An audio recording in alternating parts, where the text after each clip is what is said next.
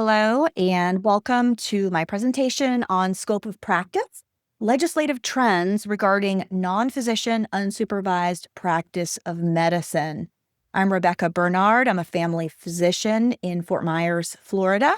I'm a founding member and past president of the group Physicians for Patient Protection and the author of 2 books on scope of practice, Patients at Risk and Imposter Doctors.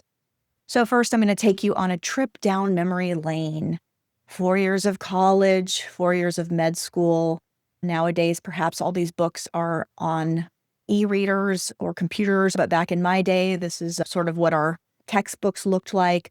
Many sleepless nights, many exams, the MCAT, step 1, step 2, step 3, about 6,000 hours of clinical experience, and graduating with, let's say, about $250,000 in debt.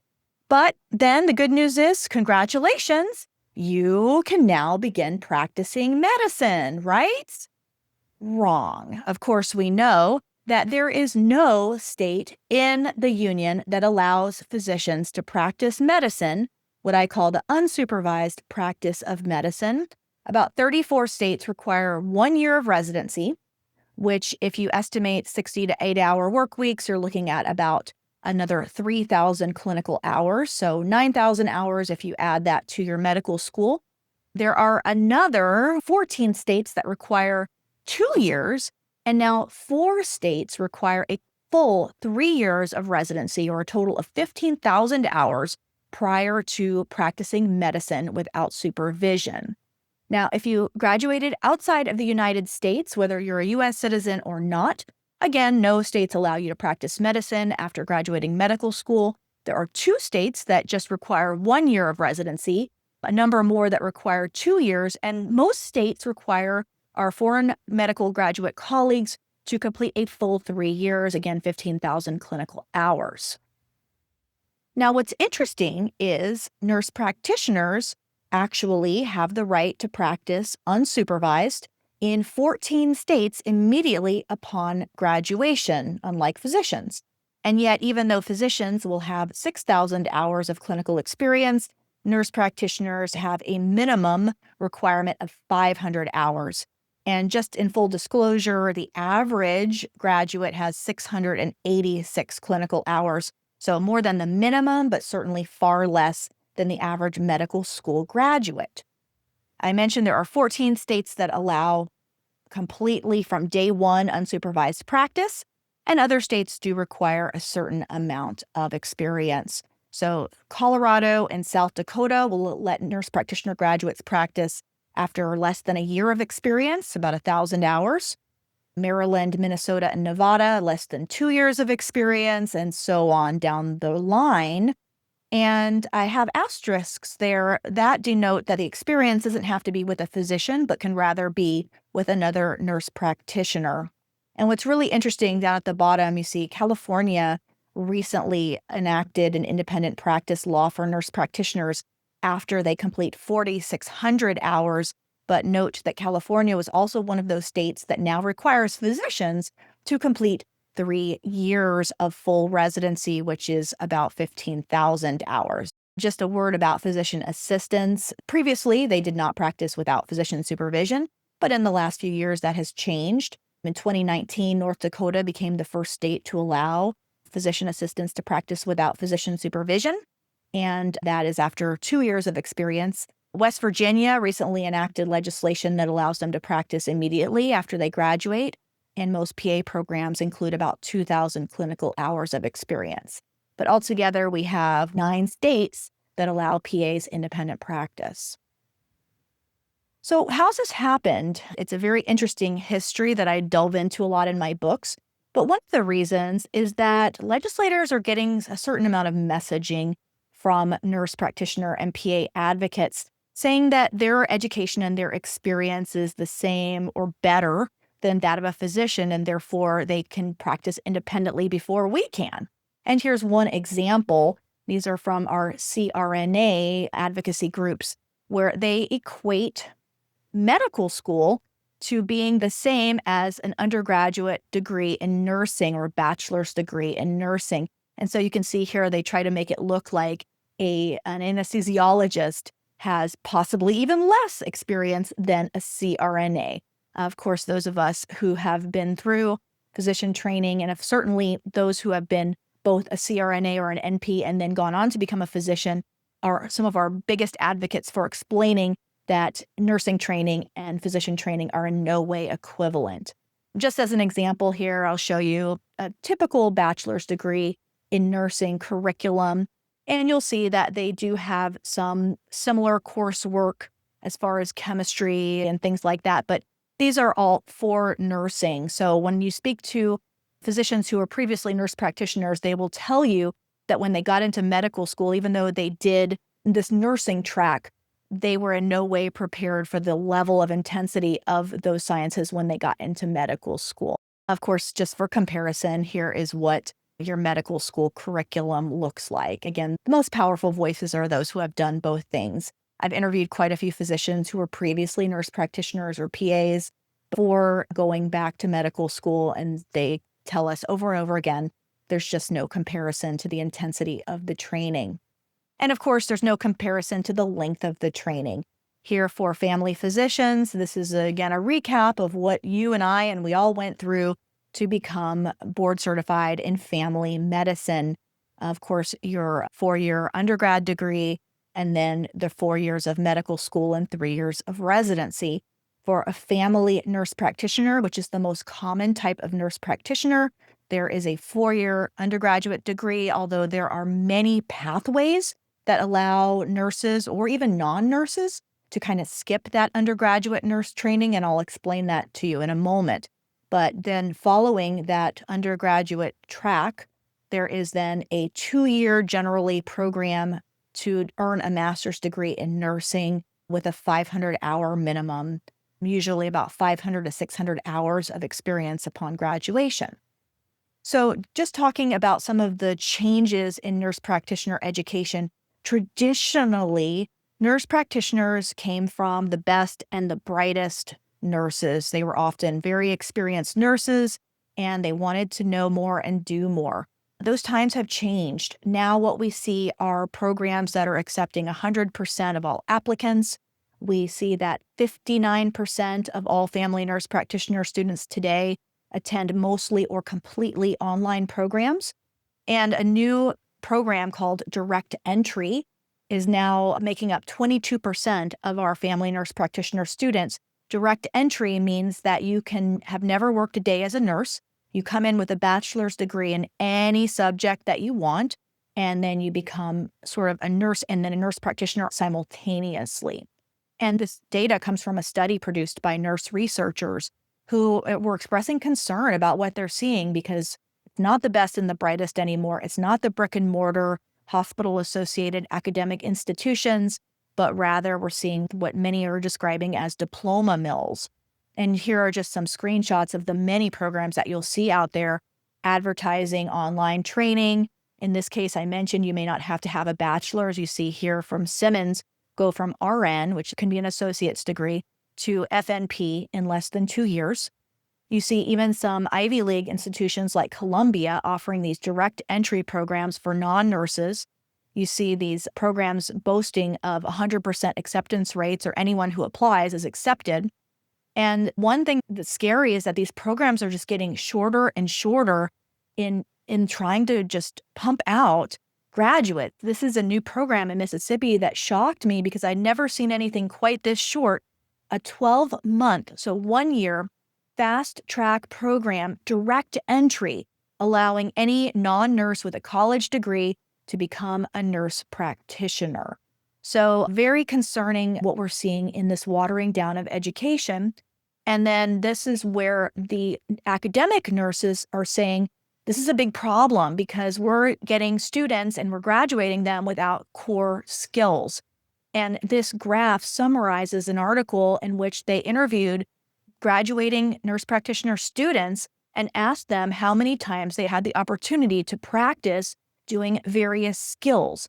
And you can see that many of them reported performing less than 3 to 6 times very fundamental skills like obtaining a history and completing a physical exam.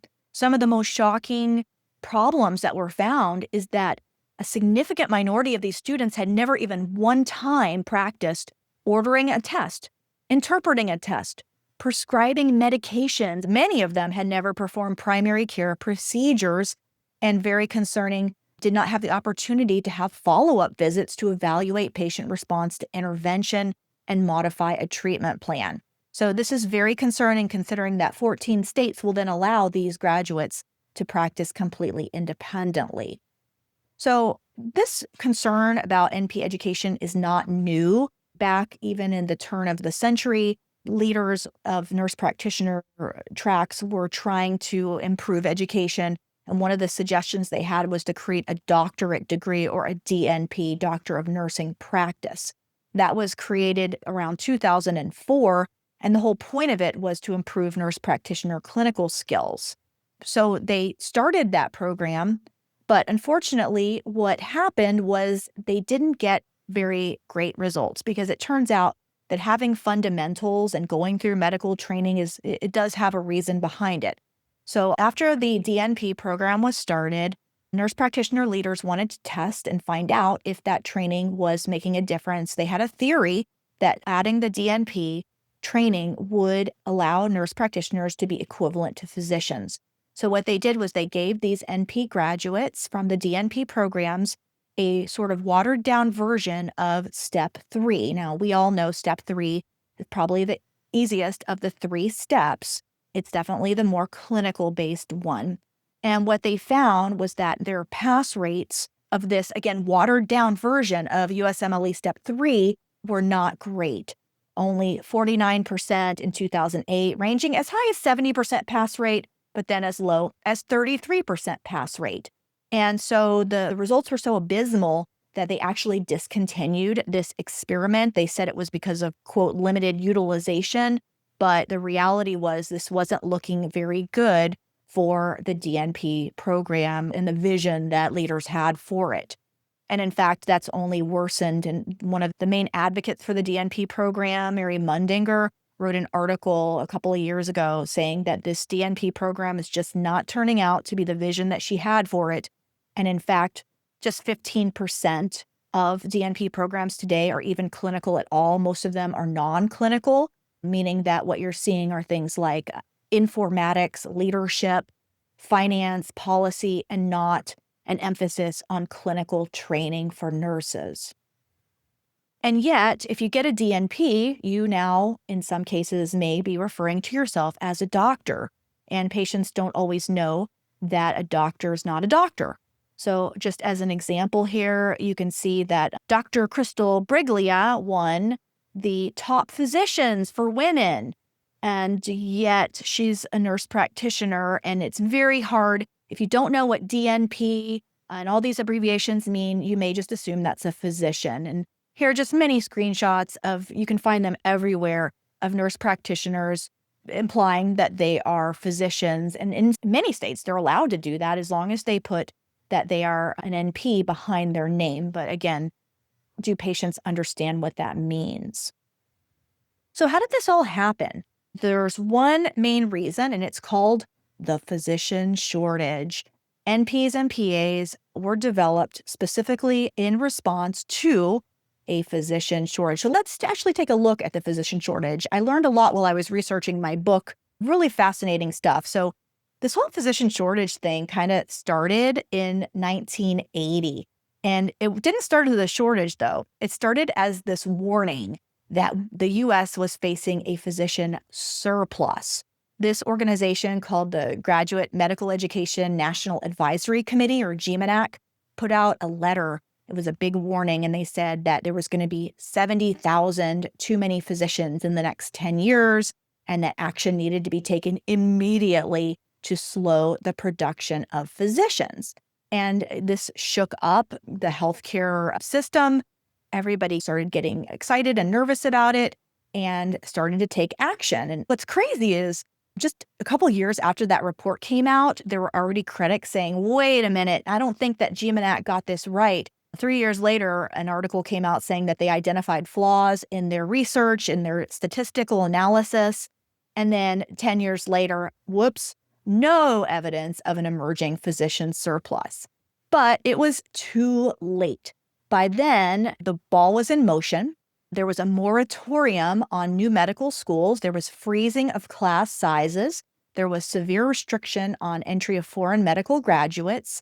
There was freezing of residency funding since 1997. We know that still hasn't even been changed all these years later. There was even a pilot program in New York in which the government was paying hospitals not to produce residents. So that was already happening by the time we realized, we actually don't have a physician surplus. We actually have a physician shortage. So now what to do? Well, you would think the obvious answer would be, well, let's just go back to producing more physicians. But instead, our government policymakers decided to pivot towards producing NPs and PAs. Big funding in 2010 with the Affordable Care Act, massively funded NP and PA programs, and nurse-led community health clinics. Interestingly, the Institute of Medicine, which I would argue isn't always a friend to medicine as far as physicians, they actually encouraged taking away money from physician training and putting it towards NP training. And same for the U.S. Government Accountability Office. So this has just been a government policy that has basically taken hold and continues, I would say, even to this day. And so now what you hear is, well, we have to use NPs and PAs because we have a physician shortage. But again, that shortage was something that was really manufactured. In fact, you can see that if you look back at some data looking at the number of physicians per population worldwide. Back in 1993, the United States had 2.12 physicians per 1,000 population. We were at the bottom of the list. And then fast forward another decade to 2013. Now we have 2.56. We're still towards the bottom. And then in 2020, 2.63 physicians per 1,000. Again, at the very bottom of when you compare it to similar developed countries. So we definitely are not producing or maintaining the number of physicians that some of our Western neighbors are. Again, here's just another way of looking at it. You see the U.S. at the very bottom, just Mexico and Korea behind us. But what's interesting is we're really low when you compare general practitioners or family doctors or primary care to specialists. That's where our investments have really been placed. And just another way of looking at here, this is just showing the countries that have the most specialists and subspecialists. And there's the United States. Even though we have far fewer physicians per capita, we have a lot more specialists and subspecialists. And then while we have fewer physicians, we tend to have much higher spending. Here's the USA over here with our health and expenditures as a percentage of our household disposable income. Way up here, even though we have far fewer physicians, so that healthcare spending is not going into the physicians. And then over here on the right, you can see, again, not only spending, but quality. Here's the US that's ranking fairly low for health access and quality, and yet we're spending a lot more money, and perhaps that has something to do with our lack of investment in primary care. So rather than producing more doctors, our healthcare policy has focused on producing more NPs and PAs. In 2022, we had about a little over 1 million physicians with the projected 10-year growth rate at 3%. Nurse practitioners were at about 355,000. Now they're at about 390 with a 40% growth rate, and physician assistants growing a little bit slower, but still far faster than physicians. So let's talk about that NP and PA growth. First, looking at nurse practitioners, the profession was founded in 1964 or 65 by a physician with a nurse, and they co-founded a program at the University of Colorado with the intention of nurses getting more training so that they can work in well child care as physician extenders doing routine health maintenance. In the 1970s, that role began to change a little bit. Nursing organizations actually had to change their definitions because nursing was always defined as something very specific and distinct from the practice of medicine. So there were committees that were formed in the government to study the role of nurses and whether it could be expanded more. And one thing that happened that was really interesting in 1977 is the Rural Health Care Act actually mandated that rural health clinics, in order to receive government funding, had to staff their clinics with at least 50% NPs or PAs, and that continues to this day. So those policies were put into place to actually increase the number of non-physicians working in those areas.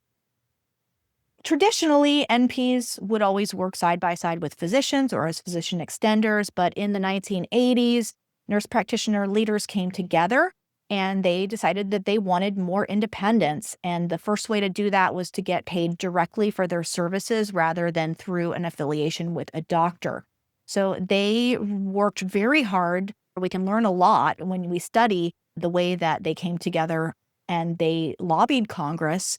They gained positions of power working like as a chief of staff for Bob Dole and working closely with President Bill Clinton.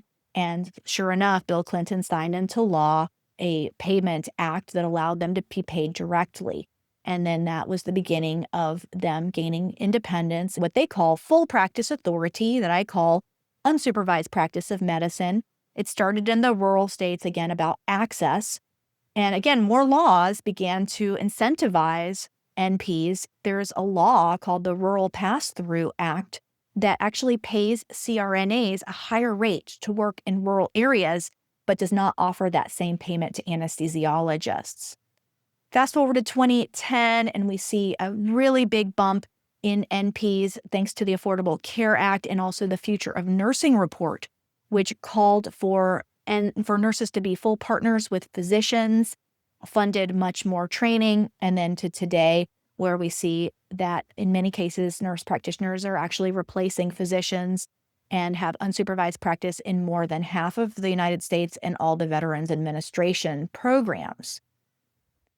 And that's the goal of nurse practitioners, is to be independent, and they have behind their paywall their strategic goals, and their goal is to have patients choose nurse practitioners as their healthcare provider. Their goal is not to work together with physicians. Their goal is not to be on physician-led care teams. Their goal is independent practice and to be the top choice of patients. And further, they want to be paid the same for their work. They have definitely had campaigns directly to the public, telling the public that they are just as good as physicians or better because they care and they have worked as nurses. And they have a campaign called We Choose NPs that has run on CNN and other large media outlets. So we have seen this massive growth, but unfortunately, what's happening is that the growth of NPs has adversely affected our bedside nursing situation. We have a serious shortage of bedside nurses, especially for LPNs, but also for RNs. And here you can see from HRSA some statistics on the projected supply and demand. And you can see here, I've just highlighted in yellow RNs, LPNs, and nurse practitioners. The supply is estimated at insufficient for RNs and LPNs, but yet an oversupply of nurse practitioners. And then if you look at 2032, you continue to see the shortages in bedside nurses, but an oversupply of nurse practitioners. So this article shows that there is concern that the nurse practitioner role has actually had a negative impact on number of practicing bedside nurses. So just briefly on physician assistants, interestingly, started around the same time as a nurse practitioner role, started by a physician at Duke University who was seeing medics coming back from Vietnam with a lot of medical training, but didn't really have a path to practice and created this role of physician assistant. Simultaneously, Henry Silver in Colorado was doing something the same, again, creating what he called child care associates. And that took off a bit in the 70s thanks to some federal funding and the Rural Health Clinic Act. And then for the longest time, PAs were really close allies with physicians. But I think that there was some disconcerted feelings when they saw NPs gaining independent practice and knowing that NPs probably have a lot less clinical experience than PAs just based on hour to hour. And so their leadership decided that they wanted the same thing. And so they pivoted. They tried to change their name from physician assistant to first they wanted to just say PA. Now they've changed it again. They want to be called physician associates. First, they said, well, we just want to be on a team, but we don't want to be tied to a physician. So they were fighting for something called optimal team practice, where they could be under a group or even under a hospital rather than a physician. And then subsequently, they have been fighting for full practice authority or unsupervised practice of medicine, and they've gained it in 9 states. So I showed you the slide of the growth of physicians and the growth of NPs and PAs. And what I often think to myself is, can you imagine if back in the 1990s, we weren't worrying so much about a physician shortage and producing all these NPs and PAs? Imagine if we had just allowed the number of physicians to grow. Well, I don't know that we would be in a physician, quote, shortage today.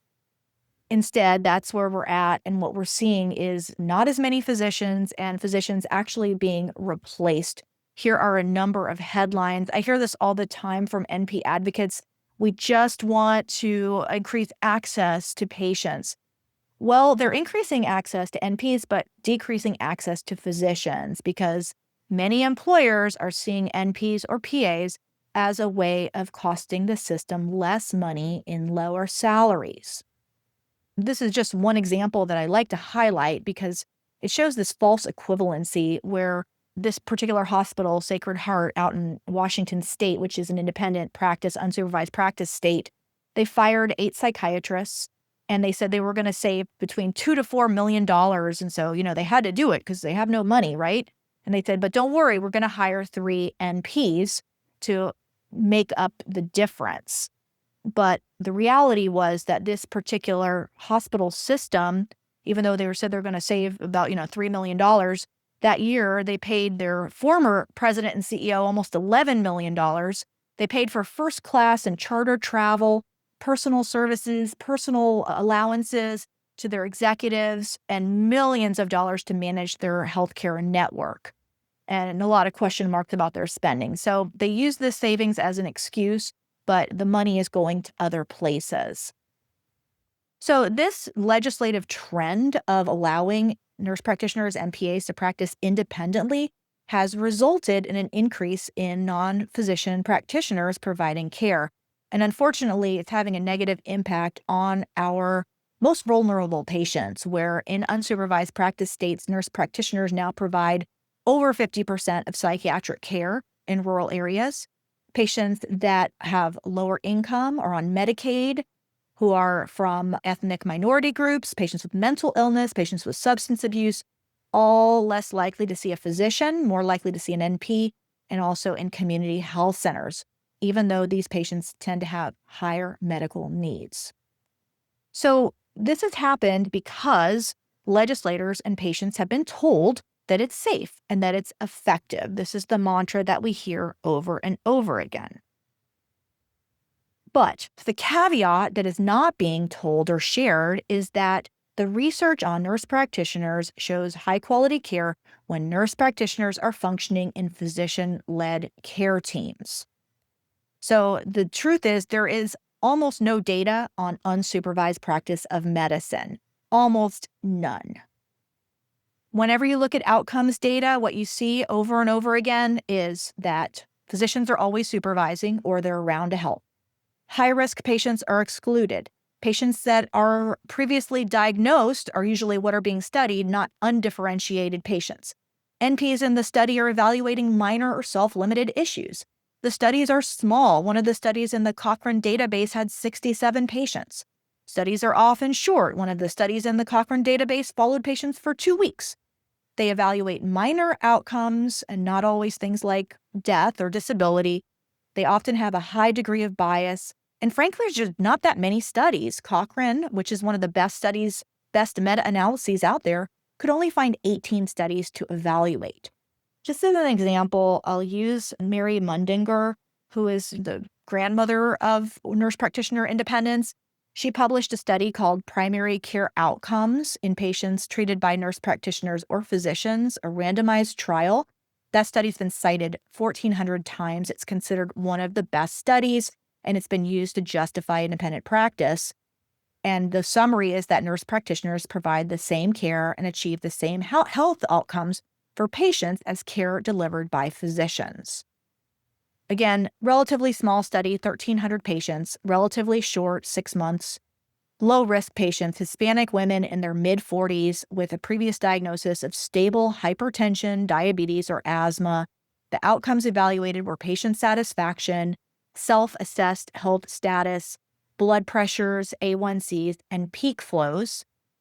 Physicians were always involved in the care of the patients, and the nurses studied had received extra training and had access to a hand-selected collaborating physician. And Cochrane said that this study had the highest amount of bias of all the studies that they looked at. And yet this is the study that is being used to justify independent practice. There are a few newer studies out on unsupervised practice. You've probably heard of the Hattiesburg study in 2022, one of the largest accountable care organizations in the U.S. that analyzed its data and found that physicians performed better than NPs or PAs on 9 out of 10 quality measures. NP and PA-led panels had more ER visits and referrals, costing the system about $28.5 million per year, and ended in Hattiesburg returning to a physician-led care model.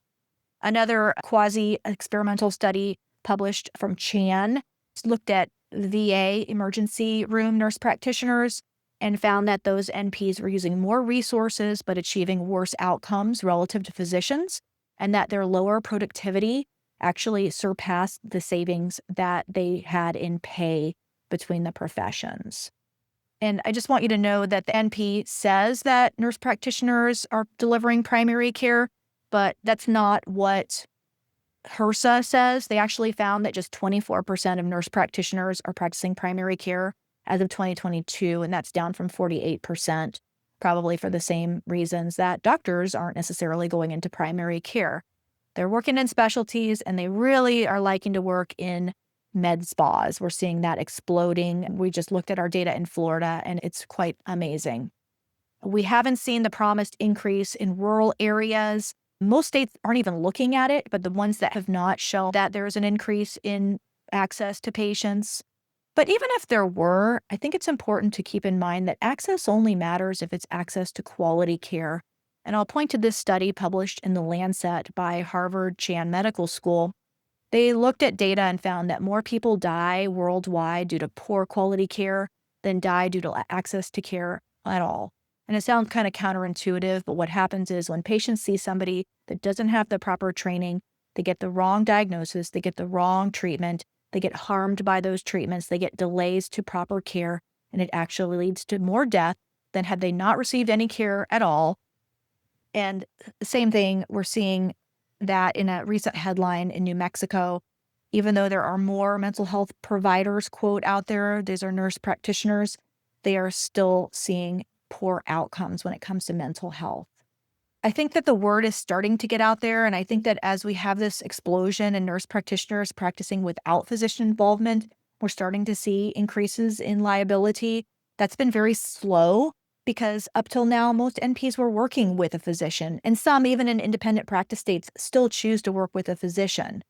But now that many are not, we've seen about a 10% increase in NP malpractice claims, and of interest, the highest claims are occurring among NPs that own their own practice. Just so you know, the other reason that NP malpractice has been somewhat slow to increase is because traditionally case law has held that NPs and PAs can't be held to the same standard as a physician. And that was shown in 1985 and reaffirmed in 2015. But we are seeing case law being tested in some examples where that's not necessarily holding up. So we may see further bumps in malpractice claims. So if NPs and PAs are not the solution, which I would argue they are not, what are the solutions? Well, we should create properly trained physicians. I don't know that we want shortcuts. I don't think that works. The Flexner report showed what it takes to be properly prepared to be a physician. So we need to incentivize physician production. We need to pay and treat our physicians fairly so that they don't want to retire early, so that they want to continue to practice. Of course, we all here in this room fully believe the importance of primary care, and you can see that the U.S. just has not invested as robustly in primary care as other countries, and we really should. We do need to hold NP leaders to their hold NP leaders accountable for their education and insist on reforms, eliminating online training and direct entry programs and increasing hours. But ultimately, I think the answer is to really try to return to a physician led care model. And that means that physicians need the proper time and pay to do supervision. And I'll just refer you to an excellent article written by one of our colleagues, Dr. Mary Krebs, on tips for supervising non-physician clinicians, keeping in mind that, it is our responsibility if we choose to supervise that we need to do it properly. And also we should be properly compensated for that time. I would also argue that it may be time legislatively for us to consider going on the offensive and consider supporting truth and transparency laws. Georgia has some of the best laws on the books regarding truth and transparency and ensuring that patients are informed of who is caring for them. We also should look at some of these med spas where patients are being harmed.